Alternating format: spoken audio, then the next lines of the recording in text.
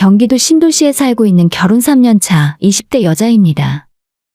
요즘 기준으로는 조금 이른 나이에 결혼을 하고 아이를 낳고 정신없이 살다 보니 확실히 감정적으로 기복 없이 무뎌지는 것 같더라고요. 예전에는 사소한 작은 일에도 상처를 받거나 남편과 감정 상하며 싸우는 일이 자주 있었거든요. 하지만 지금은 일을 다니며 육아와 살림까지 병행하다 보니 웬만한 작은 일에는 아무렇지도 않게 되었습니다. 그런데 바로 얼마 전 저는 가장 가까운 사람으로부터 엄청난 상처를 입었어요. 남편이나 시어머니도 아닌 바로 저희 친정엄마입니다. 오늘 제가 이렇게 사연을 보낼 결심을 하게 된 것도 친정엄마 때문이에요. 옛말에 사랑을 받고 자란 사람이 남한테도 사랑을 베풀 줄 안다고 하잖아요. 저는 그 말을 정말 너무 싫어합니다. 사실 저는 어릴 때부터 사랑을 별로 받지 못하고 자랐거든요. 적어도 엄마로부터 따뜻한 관심과 사랑을 느꼈던 적이 별로 없었던 것 같습니다. 제게는 2살 위로 언니가 하나 있어요.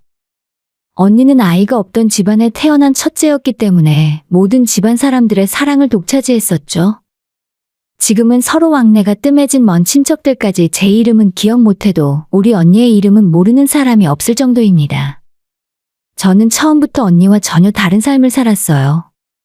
제가 태어나던 무렵에 작은 엄마 그리고 고모까지 한 달 내에 다들 아이가 태어났고 또 하필이면 그쪽은 모두 아들이고 당시에 태어난 세 아이 중 저만 딸이라서 아무런 어른들의 관심을 받지 못했습니다.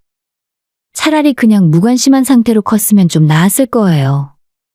제가 태어났다는 소식을 들었어도 할머니, 할아버지는 병원에 찾아오시지도 않았습니다.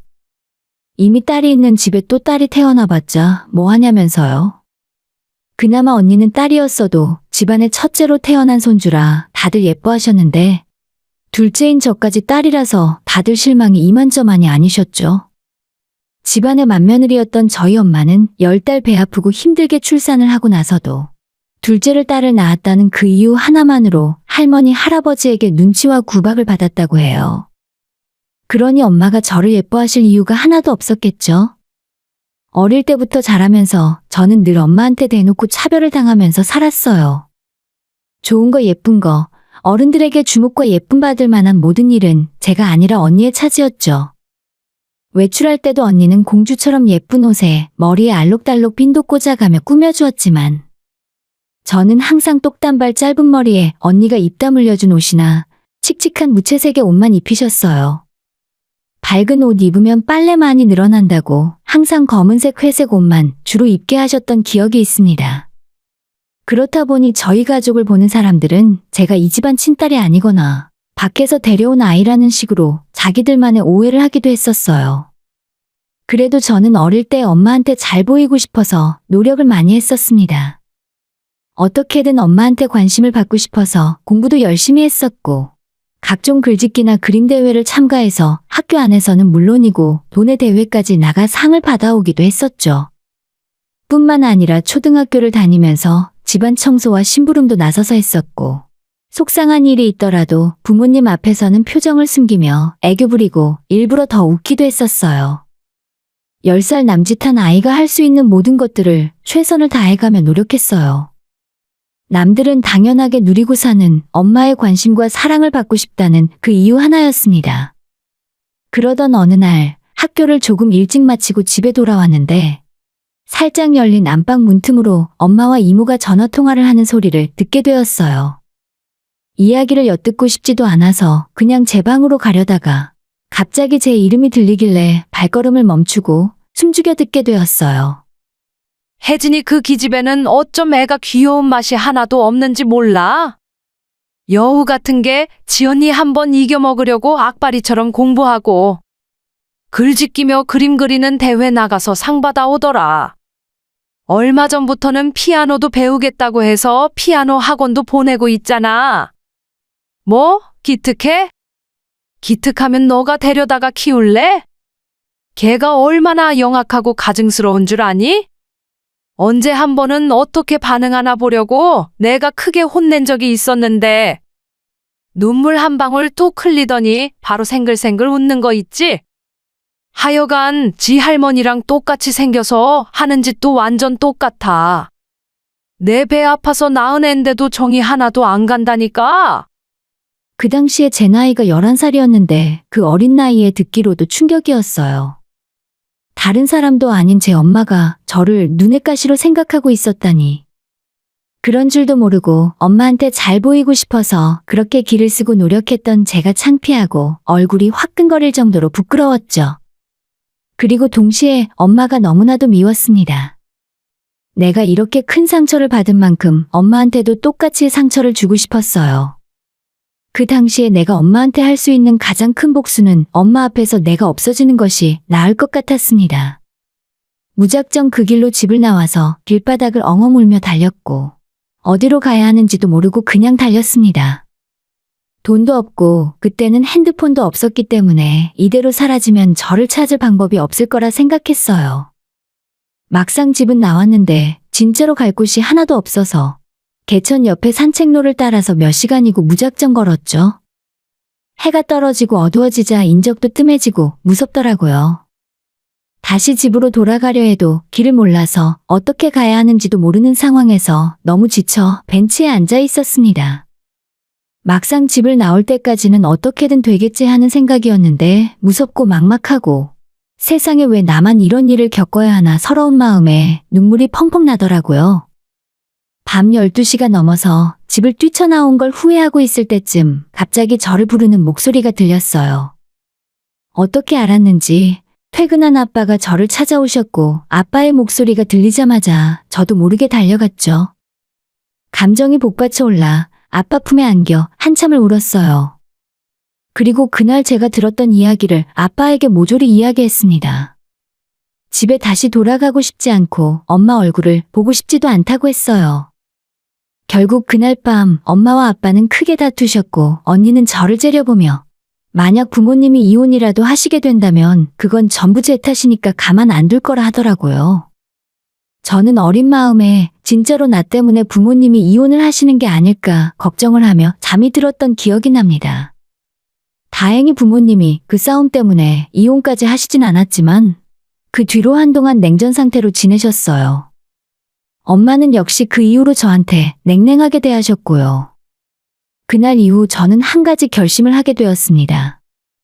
어차피 엄마한테는 언니뿐이고 구질구질하게 사랑과 관심을 구걸하지 말자고요. 그때부터 저는 엄마의 사랑을 받기 위해 노력하는 짓 따위는 전혀 하지 않았습니다. 열심히 공부하고 좋은 대학 좋은 직장 구해서 내 능력으로 이 집을 하루라도 빨리 떠나야겠다는 생각뿐이었죠. 제가 고등학교를 다니고 있을 때 아빠가 암으로 투병하시다가 세상을 떠나셨고 그 뒤로는 본격적으로 이 집을 떠나기 위해 돈을 모으기 시작했어요. 그나마 이 집안에서 최소한의 인간 대우를 해주셨던 아빠가 돌아가셨고 제가 공부를 아무리 열심히 하더라도 엄마가 저를 대학까지 보내주실 리가 없었거든요. 고등학생 신분으로 돈을 벌 수 있는 방법이 많이 있는 건 아니라서 학교가 끝나면 패스트푸드점 아르바이트부터 인터넷 쇼핑몰의 피팅 모델 일도 하고 돈을 준다는 건 닥치는 대로 다 했어요. 그렇게 번 돈을 차곡차곡 다 모아두었고 20살이 되었을 때 저는 제 힘으로 집을 나와 살게 되었습니다. 남들은 집 떠나면 고생이라고 하는데 저는 오히려 그 반대였어요. 20살이 되어 이제는 아르바이트가 아니라 제대로 된 직장을 다니기 시작했고 200만 원이 넘는 월급은 혼자 살기에 충분한 돈이었어요. 다행히 회사에서도 좋은 사람을 만나서 언니들도 제게 잘해주고 사장님도 젊고 좋으신 분이라 힘든 일이 하나도 없었죠. 하지만 행복한 시간은 그리 오래 가지 않았습니다. 제가 회사를 1년 조금 넘게 다녔을 때 경영이 급격하게 악화되었고 사장님은 어쩔 수 없이 직원들을 내보낼 수밖에 없다고 말을 하셨습니다. 나이도 어리고 결혼도 안 해서 딸린 식구도 없던 저는 제일 먼저 짐을 싸서 나가게 되었습니다. 그래도 눈앞이 막막하진 않았던 건 사장님이 퇴직금도 넉넉하게 넣어주셨고 본인이 잘 아는 지인의 회사에 저를 추천해 주셔서 바로 계속 일을 이어서 할 수 있었다는 점이에요. 그곳은 일반적인 사무직은 아니었고 여성복을 주로 판매하는 쇼핑몰이었는데 아마도 사장님이 제가 고등학교 때부터 피팅 모델 일을 했던 경험을 알고 계셨기 때문에 이쪽으로 추천을 해주신 것 같았어요. 이곳의 사장은 30대 여자분이셨는데 무척 화통한 성격이었습니다. 처음엔 말도 엄청 거칠게 하고 술을 너무 좋아하는 것 같아서 약간 무서웠지만 오래 보고 친해지니 뒤끝없고 좋은 면도 있더라고요. 평생 집에서 엄마와 언니의 눈치만 보며 주눅들어 살다가 이런 사장님 밑에서 일을 하고 친해지니까 제 소심한 성격도 점점 바뀌어 가는 걸 느낄 수 있었습니다. 진상 손님들과 육두문자까지 써가며 싸움을 하고 화도 내보고 넉살 좋게 거래처와 가격 흥정도 할 수 있는 그런 성격도 저한테 있더라고요. 저는 정말 몰랐어요. 제 성격이 그렇게까지 바뀔 수도 있다는 걸요. 아무튼 그 사장님 밑에서 반년 정도 일을 했을 때 저한테 문득 이런 말을 하더라고요. 근데 정훈이랑 무슨 관계야?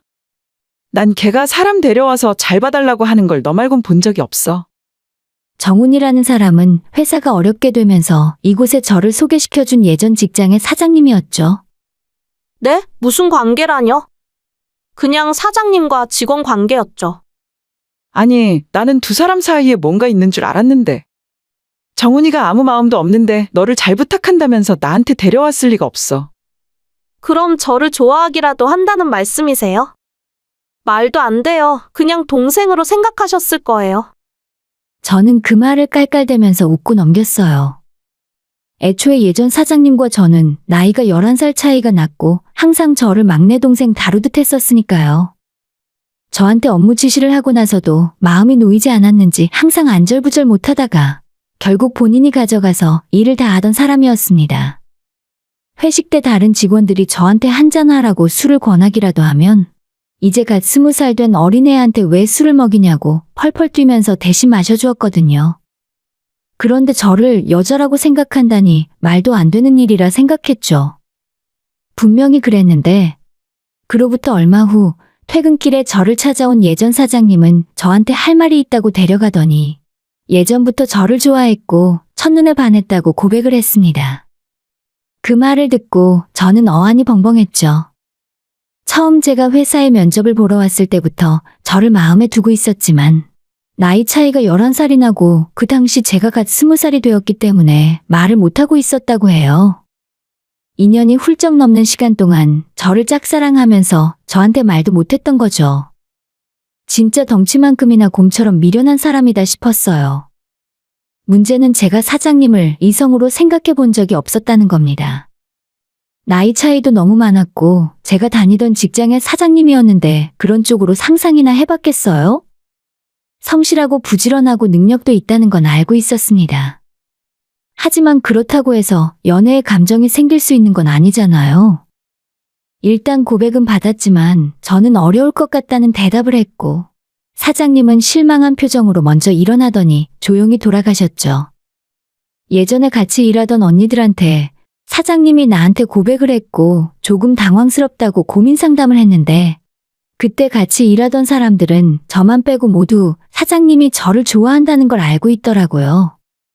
물론 그런 말을 들어도 갑자기 관심 없던 사람이 좋아질 수는 없는 문제였고 그저 사장님이 저를 많이 챙겨줬던 것이 단순하게 동생처럼 생각해서 그런 건 아니었다고 느끼게 되었어요.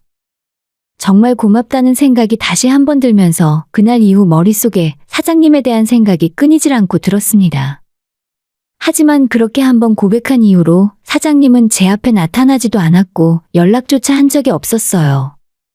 종종 잘 지내냐, 새로 다니는 회사는 마음에 드냐, 괴롭히는 사람은 없냐고 안부 연락을 하던 사람이었는데 갑자기 모든 연락이 뚝 끊겼더니 신경이 쓰이더라고요. 그렇다고 제가 먼저 연락하기도 좀 애매한 상황이었죠. 제 입으로 고백을 거절해놓고 왜 연락 안 하냐고 물어보는 건 이상하잖아요. 아무튼 그렇게 시간이 한 달 넘게 흘렀고 제가 갑자기 감기 몸살이 심하게 걸려서 손가락 하나 움직이지도 못하는 상황이었어요. 회사에 출근을 못하겠다고 말씀을 드렸는데 병원에 갈 엄두도 나지 않아서 그냥 누워만 있었습니다. 열이 너무 올라 정신이 혼미한 가운데 누군가 저희 집 현관문을 두드리며 제 이름을 부르는 소리가 들려왔어요. 거의 네 발로 기다시피 해서 현관문을 열었더니 예전 사장님이 문 앞에 서 있었고 약국 봉투를 들고 있었어요. 상태가 심각한 저를 데리고 병원에 가서 주사를 맞고 집에 와서 약까지 먹인 후에 제 열이 떨어지는 걸 확인하고 나서야 다시 일하러 가시더라고요. 혼자 살면 잘 먹어야 한다고 죽도 사놓으시고 반찬도 이것저것 사서 냉장고에 넣어놓고 가셨어요. 집에서 독립하고 혼자 살기 시작한 뒤로 세상에 똑 떨어져 나와 있는 기분이었는데 이런 저한테도 내 편이 생긴 것 같은 든든한 기분이었죠. 있는 그대로의 저를 사랑해주는 사람이 있다고 하니 너무 감동이었습니다. 그리고는 이 남자를 절대 놓치지 말아야겠다는 생각이 들었어요.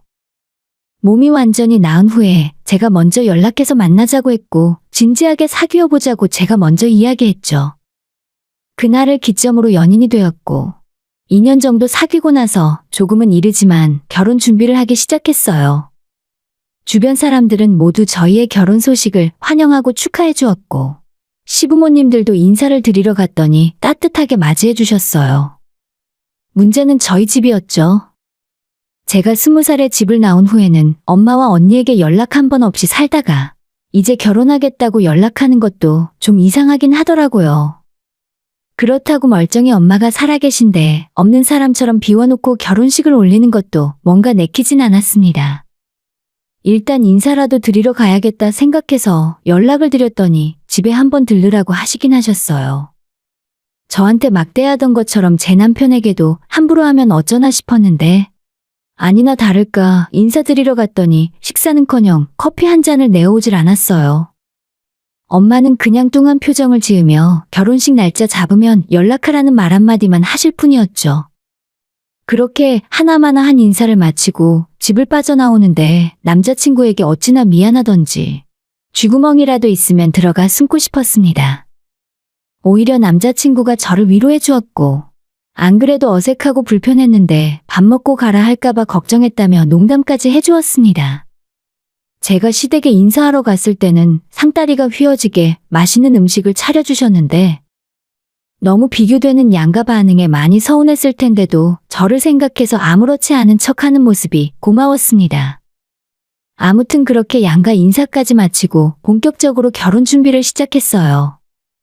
예단이랑 폐물은 생략했고 남자친구와 시댁에서 신혼집을 마련하고 저는 그동안 모아둔 돈으로 혼수를 어느 정도 맞추고 시작할 수가 있었습니다. 친정에는 10원짜리 한 푼 받지 않고 결혼할 수 있었죠. 결혼하고 1년쯤 지나서 임신을 한 저는 작년에 건강한 딸을 낳았어요. 솔직히 아이가 생기고 엄마가 되고 나니 친정엄마 생각이 더 많이 나더라고요.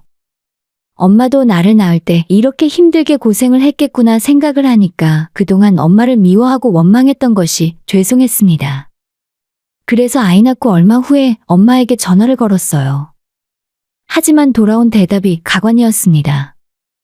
너 혹시 나한테 산후조리 도와달라고 연락한 거니? 그런 거면 꿈깨. 난 너 낳고 둘째도 딸이라고 미역국도 제대로 못 얻어먹었어.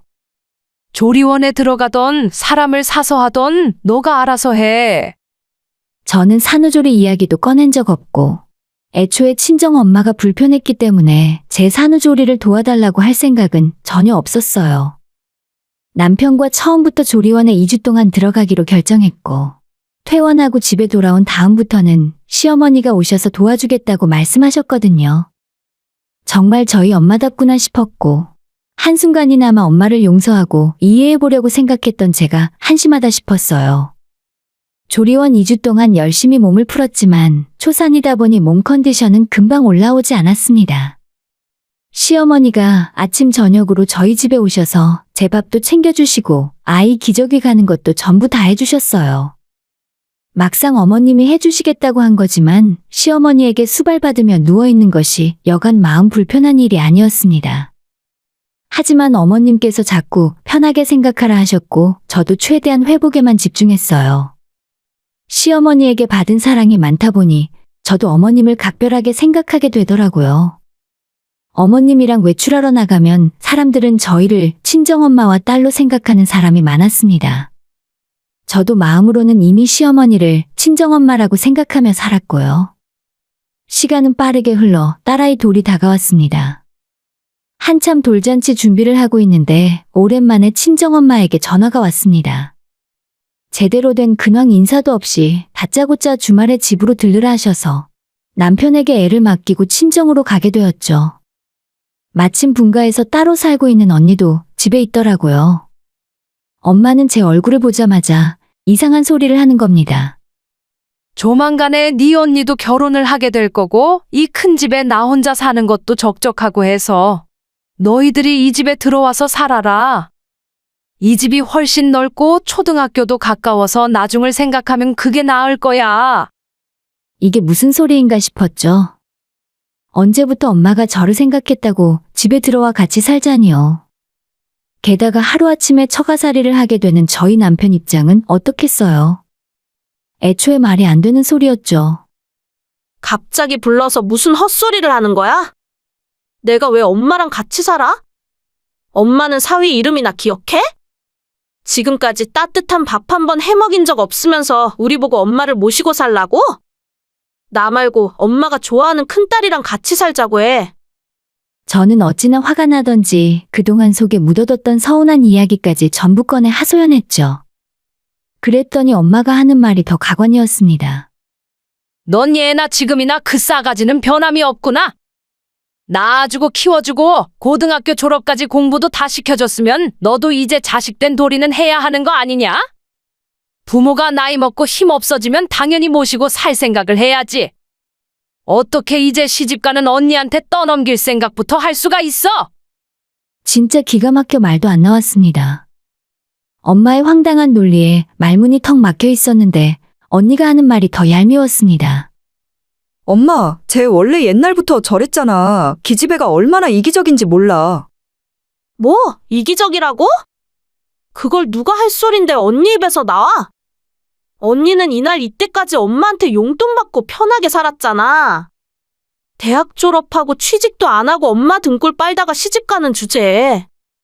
그리고 내가 듣는 기가 없을 줄 알아? 언니 시집 갈 때 혼수해 갈 돈이 없어서 엄마가 집담보로 대출까지 받아줬다며? 제 말이 틀린 게 하나 없었습니다. 공부도 못하던 언니는 돈만 내면 갈 수 있는 그런 대학에 갔으면서도 엄마한테 학비와 생활비 용돈까지 다 받아서 쓰고 대학 졸업한 뒤로 취직도 못한 채 계속 엄마 등골을 빨며 살았어요. 나이가 찼으니 시집은 가야 하는데 모아놓은 돈은 없어서 엄마가 살던 집을 담보로 대출을 5천을 받아 언니에게 혼수하라고 주었죠. 저 결혼할 때는 10원 한 장 안 줬으면서 진짜에도 너무한다 싶었습니다. 아무튼 제가 언니한테 쏘아 붙였더니 엄마는 아예 저를 한 대 칠 기세로 욕을 하셨어요. 너 언니가 네 친구야? 버르장머리라고는 약에 쓰려고 해도 없는 기집애가? 누구는 너 같은 거랑 살고 싶어서 이러는 줄 알아? 나도 싫어. 너 얼굴 보고 있으면 너희 할머니 생각나서 소름 끼쳐. 엄마가 저한테 화를 내자 이번엔 언니가 황당하다는 듯 이야기했죠. 엄마, 그게 무슨 소리야? 쟤랑 안 살면 누가 엄마 병수발을 들어. 나보고 하라는 건 아니지? 난 못해. 난 엄마 병수발 들기 싫단 말이야. 병수발이라니 이게 무슨 소리인가 싶었습니다. 엄마가 갑자기 저랑 살겠다고 했던 이유가 바로 이것 때문이었죠. 솔직히 저는 엄마가 저를 부른 이유가 언니 결혼할 때 돈 좀 보태라고 할 줄 알았는데 뜬금없이 같이 살자고 해서 무슨 바람이 불었나 싶었습니다. 아, 이거였어? 엄마 아파서 누가 수발 들어줘야 하니까 이제 와서 나랑 살겠다고? 애지중지하던 큰딸 고생시키기 싫으니까 나를 부려먹자 이런 거야? 참 대단들하다 대단들해. 난 더 이상 이 집구석과 엮일 일 없으니까 지지든 볶든 두 사람이 알아서 해. 다시는 나한테 연락하지 마. 저는 그 길로 엄마 집을 나와서 돌아왔어요. 솔직히 오는 길에 마음은 편하지 않았습니다. 아무리 미워하는 엄마라지만 몸이 아파서 혼자 살기 힘들다는데 어떻게 제가 아무렇지 않을 수 있겠어요. 하지만 절대로 엄마를 모시고 살면서 병수발 들어줄 생각은 없습니다. 살던 집 정리해서 그 돈으로 시설을 들어가든 말든 알아서 할 문제죠. 저는 저한테 조건 없이 사랑을 준 남편과 시댁에 제 사랑을 줄 생각입니다. 항상 고마운 마음을 잊지 않고 은혜를 보답하며 살 거예요. 시부모님은 몇 번이건 몇 년이건 모시고 살며 병수발까지 할 수 있는데 저희 엄마와는 단 하루도 같이 못 살아요. 오늘의 사연은 여기까지입니다.